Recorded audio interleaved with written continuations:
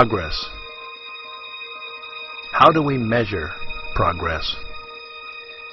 Do we measure it by industrial output? By infrastructure? Do we measure it by personal wealth? Or is it measured in the things that we buy? Or financial formulas like gross domestic product, per capita income, fiscal surpluses, or trade balances?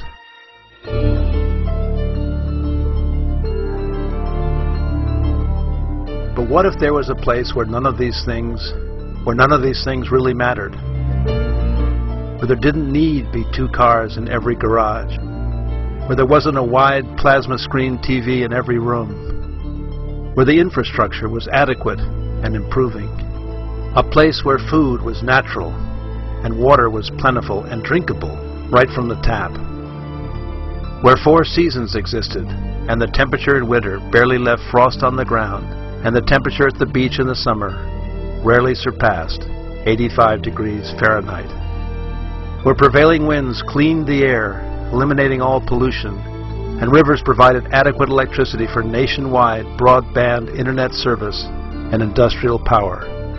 Where a wide variety of food and fruit were produced locally and delivered fresh to local stores and corner street vendors. Food, real food. Tomatoes that tasted like tomatoes, lemons that stung like bees, and meat from Hereford cattle that could be cut with a fork and served with buttered baked potatoes, sour cream, and fresh chives. A place where every city block boasted its own fruit stand, bakery, laundry service, and eatery, and people actually said hello when passing on the street. This place does actually exist.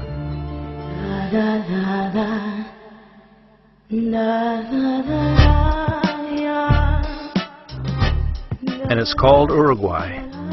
It's located on the Atlantic coast of South America, tucked between Argentina to the south and Brazil to the north.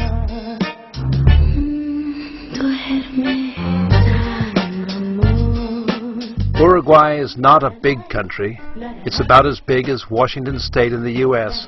and proudly boasts a population of only 3.3 million people, about the same as Berlin, Germany, and uncannily resembles the shape of Utopia as mapped by Sir Thomas More in 1895.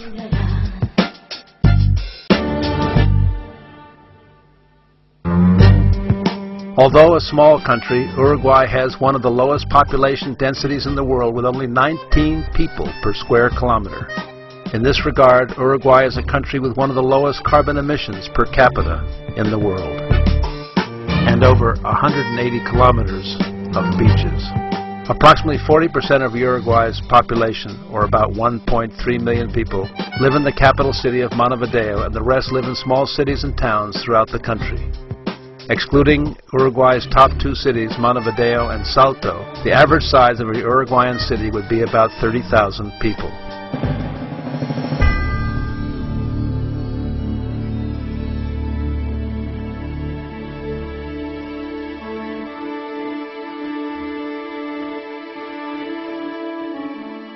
There's nothing really special about Uruguay. It doesn't have the big mountain ranges like Chile, Bolivia, Peru, and Colombia. And although on the Atlantic Ocean, Uruguay doesn't have any big waves for surfing like Hawaii's Waimea or Peru's Pico Alto. It doesn't have any big movie stars like Mexico's Cantinflas or Hollywood's Latin lovers, Anthony Quinn or Rudolph Valentino. Its neighbor to the north, Brazil, has a landmass and economy almost 50 times that of Uruguay. While Argentina, its neighbor to the south, plays the role of big brother, sharing a language, European bloodlines, and the romantic folklore of the gaucho. On the contrary, Uruguay is the smallest Hispanic country in South America.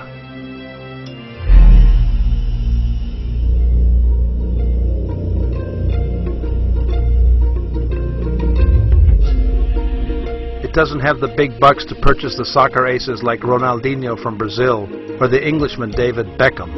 Although, in 1950, Uruguay did stun the world by a come-from-behind victory, defeating Brazil in the finals of the World Cup, an event remembered to this day as the Maracanazo, a feat still talked about by the elderly, mate-sipping fans that were there.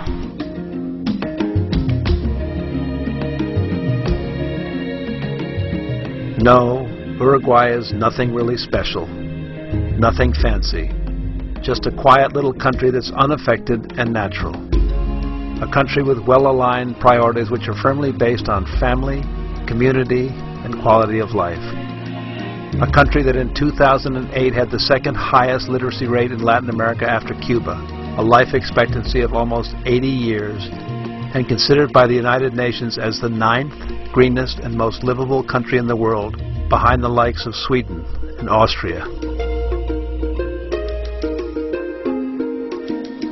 According to Transparency International, Uruguay was ranked number 1, tied with Chile, with the least corruption in Latin America in 2008.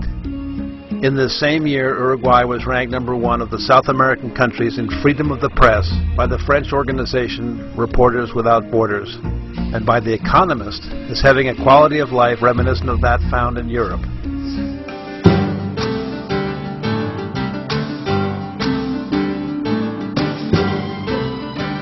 Uruguay is an agriculturally based country with beef cattle generating over $1 billion a year in exports, principally to Europe. While Uruguay has only a $10,800 per capita income based on a $37 billion gross domestic product, it has the highest cattle per capita in the world with over 12 million head of principally Hereford stock. That means there's 3.8 cows for every Uruguayan citizen. In addition, Uruguay reports almost 11 million head of sheep in 2008 and is the 5th largest exporter of apparel wool after Australia, New Zealand, Argentina, and South Africa respectively.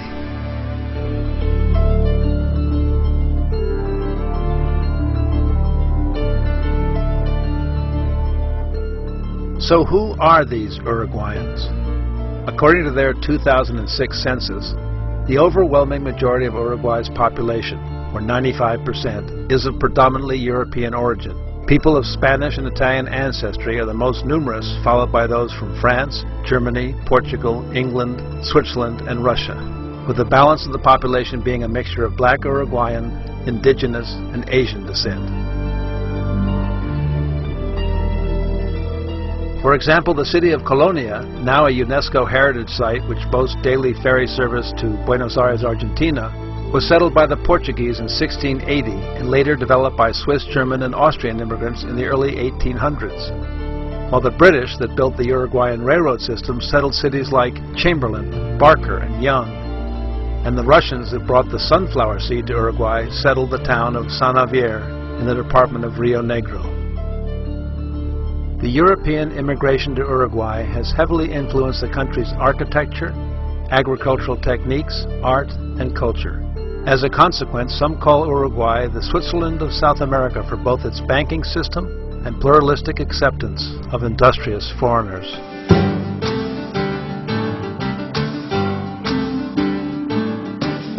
Okay, so Uruguay is civilized, green, most livable, and enjoys a wonderfully temperate climate in the southern hemisphere.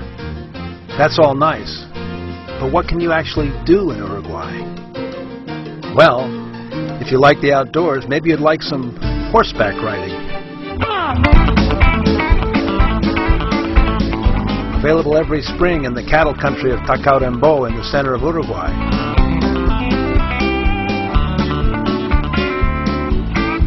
Or perhaps you might like team sports available in every small town,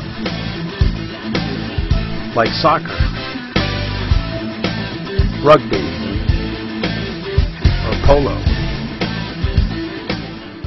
Or maybe you prefer individual sports, like sailing, golf, or rowing, or just being alone with nature.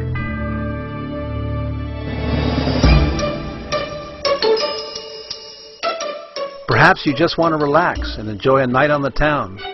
Well, here you can enjoy one of Uruguay's casinos, restaurants, or enjoy opera at the Teatro Solís, or a musical production presented every summer in the National Stadium. Oh, and if you want to know a secret, the dance of the tango, made famous by Argentine immigrants of Buenos Aires, was actually derived from the Cuban milonga and habanera music in Montevideo in the year 1890.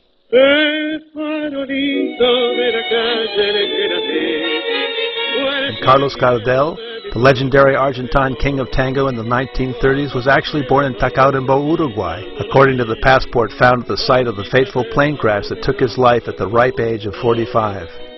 A controversy that still rages between Uruguay and Argentina to this very day.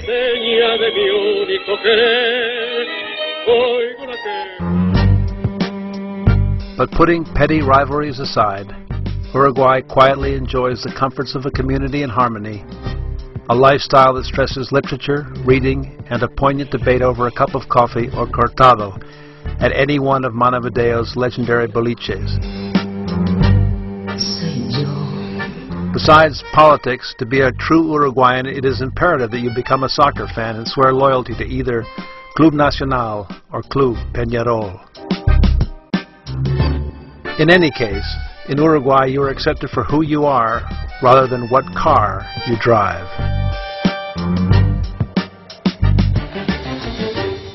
Uruguay boasts a progressive democracy, outstanding and affordable health care, both private and public, and a cost of living that's less than half of any European capital. In this regard, to become a citizen of Uruguay, besides a passport, certificate of good conduct and health, birth and marriage certificates, you need to prove that you can generate a minimum monthly income of $650. On a more practical basis, a retired couple living in Montevideo with a river or ocean view apartment can enjoy a very comfortable lifestyle on between $1,500 and $2,000 per month.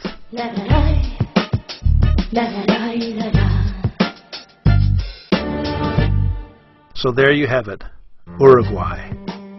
Nothing fancy, no earth-shattering headlines, no topographic wonders, no strategic raw materials, nor wars, nor conflicts. Just centuries of history, some rivers, and a people where basic courtesy and respect abound. A place where the day begins with a little sunshine, the clippity-clop hoofbeats of the horse-driven garbage collector, and the resounding call